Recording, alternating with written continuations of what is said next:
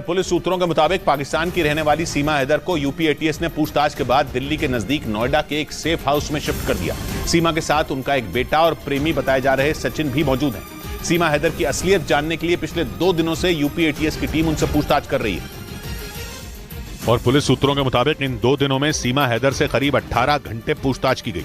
सूत्रों का कहना है कि पूछताछ में सीमा हैदर ने यह कबूल किया कि उनके भाई और चाचा पाकिस्तानी सेना में हैं, लेकिन वो जासूसी की बात से इनकार करती रही। और पुलिस के सूत्र बताते हैं कि सोमवार को सीमा से करीब 7 घंटे और अगले दिन उनसे करीब 11 घंटे पूछताछ की गई। बाद में सीमा हैदर को रबुपुरा थाने ले जाया गया, जहाँ उन्हें रात करीब 9 बजे तक थाने में रखा गया। पुलिस सूत्रों के मुताबिक बाद में सुरक्षा कारणों की वजह से उन्हें यूपी एटीएस ने नोएडा के एक सेफ हाउस में शिफ्ट कर दिया। बताया गया कि पाकिस्तानी महिला होने की वजह से उन पर हमले का खतरा मंडरा रहा है, इसलिए सुरक्षा एजेंसियां अलर्ट हैं।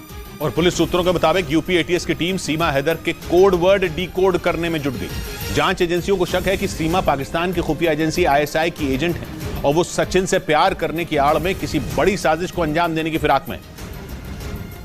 जबकि सीमा हैदर का दावा है कि वो जासूस नहीं है। उनके मुताबिक वो सचिन से प्यार करती हैं और उनके साथ रहने के लिए ही अपने बच्चों के साथ भारत आई हैं। लेकिन सीमा के इन दावों पर सुरक्षा एजेंसियों को जरा भी भरोसा नहीं। पुलिस सूत्रों का कहना है कि इसीलिए यूपी एटीएस की टीम सीमा हैदर से कोड वर्ड उगलवाने की कोशिश में है। खुफिया एजेंसियों के सूत्र बताते हैं कि आईएसआई भारत में जासूसी करने वाले अपने एजेंट को कुछ खास तरह के कोड वर्ड देती है। आईएसआई सूफी शब्द का इस्तेमाल उन लोगों के लिए करती है जो देश के बड़े इंफॉर्मेशन निकाल कर आईएसआई तक पहुंचाते हैं, जबकि फल शब्द का इस्तेमाल पैसों के लेन देन के लिए किया जाता है। जांच एजेंसियों को शक है कि सीमा हैदर आईएसआई की एजेंट है। इसी वजह से यूपी एटीएस की टीम उनसे कोड वर्ड निकलवाने और उन्हें डिकोड करने में जुट गई। और पुलिस सूत्रों के मुताबिक सीमा हैदर की असलियत जानने के लिए यूपी एटीएस की टीम उनकी और उनके प्रेमी बताए जा रहे सचिन मीणा के बैंक अकाउंट खंगालने में जुट गई, लेकिन ताकि यह पता लगाया जा सके कि कहीं सीमा हैदर और सचिन की कोई मदद तो नहीं कर रहा।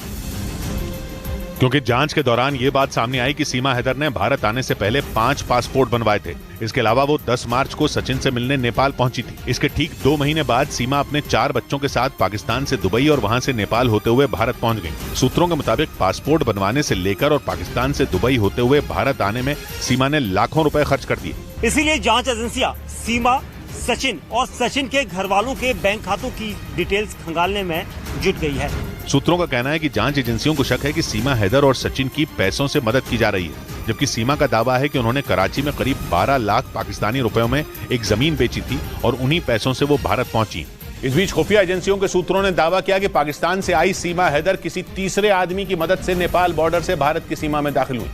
हालांकि ये पता नहीं चल सका कि वो आदमी नेपाल का नागरिक था या पाकिस्तान की खुफिया एजेंसी आईएसआई का कोई एजेंट था। लेकिन खुफिया एजेंसियों का दावा है कि भारत में घुसने के लिए सीमा हैदर ने पूरी तैयारी की थी। पुलिस एफआईआर के मुताबिक 10 मई को सीमा नेपाल के काठमांडू पहुंची थी, जहां वो 2 दिनों तक अलग अलग होटल में रही। बाद में वो 13 मई को भारत आ गई। खुफिया एजेंसियों के सूत्रों का कहना है कि नेपाल से भारत में घुसने में किसी तीसरे आदमी ने सीमा की मदद की थी। और सूत्र ये भी बताते हैं कि भारत आने से पहले सीमा ने खुद को अलग तरीके से तैयार किया था। उन्होंने इस तरह से कपड़े पहने कि वो भारत के गांव में रहने वाली कोई महिला लगे। सूत्र बताते हैं कि सीमा को तैयार करने में पेशेवर लोगों की मदद ली गई थी। दावा है कि सुरक्षा एजेंसियों से बचने के लिए सीमा ने अपने बच्चों को भी इसी तरीके के कपड़े पहनाए। सूत्रों का यह भी कहना है कि सीमा को हिंदी बोलने की ट्रेनिंग नेपाल में मौजूद आईएसआई के एजेंट ने दी। और सूत्रों के हवाले से खबर है कि सीमा हैदर के पाकिस्तान से नेपाल के रास्ते भारत आने के बाद खुफिया एजेंसियों ने नेपाल और पाकिस्तान की खुफिया एजेंसी आईएसआई के कनेक्शन की जांच तेज कर दी। आरोप है कि पाकिस्तान लंबे वक्त से नेपाल रूट का इस्तेमाल ड्रग्स, नकली नोट, हथियारों और आतंकियों को भारत भेजने के लिए करता आ रहा है। और पाकिस्तान की रहने वाली सीमा हैदर भी नेपाल के रास्ते ही भारत में घुसी थी। मंडू में आईएसआई के एजेंट एयरपोर्ट से रोजाना से नेपाल आए और कितने वहां से गए। ऐसे में शक और गहरा हो गया कि सीमा को भारत भेजने के पीछे आईएसआई की सोची समझी साजिश हो सकती है। और सूत्रों का कहना है कि इसी वजह से खुफिया एजेंसियों ने नेपाल और आईएसआई के कनेक्शन की जाँच तेज कर दी। एक रिपोर्ट के मुताबिक पिछले कुछ साल में भारत नेपाल सीमा के पास आईएसआई ने अपनी जड़ें जमा ली। इनमें नेपाल के 7 जिले यूपी और बिहार से लगने वाले बॉर्डर के पास मौजूद हैं, जहां से आईएसआई भारत के खिलाफ ऑपरेशन को अंजाम देती है। इस बीच पुलिस सूत्रों के मुताबिक पाकिस्तान से आई सीमा हैदर ने सोशल मीडिया पर मरियम खान नाम से फर्जी आईडी बना रखी थी। इसी वजह से जांच एजेंसियों ने सीमा के ऑनलाइन गेम पबजी और उनके सोशल मीडिया अकाउंट की जांच तेज कर दी।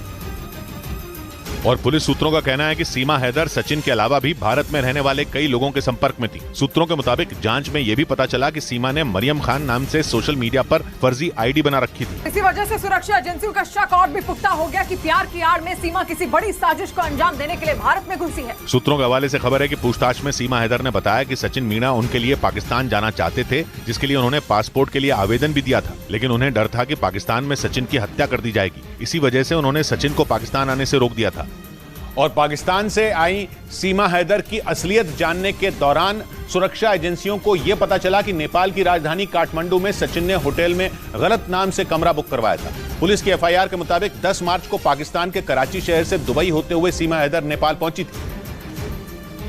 और जांच एजेंसियों के सूत्रों के मुताबिक दिल्ली के पास ग्रेटर नोएडा के रहने वाले सचिन मीणा एक रोज पहले ही यानी 9 मार्च को ही नेपाल की राजधानी काठमांडू पहुंच गए थे, जहां उन्होंने सीमा के पहुंचने से पहले न्यू विनायक होटल में एक कमरा बुक करवाया था। होटल के मालिक का आरोप है कि सचिन ने कमरा बुक करवाने के दौरान अपना नाम शिवांक बताया था। सचिन ने खूब नाम दिया था हमको, और उनको जब हमने न्यूज में दिखा तो उनका नाम सचिन है, हम भी थोड़ा शौक हो गए।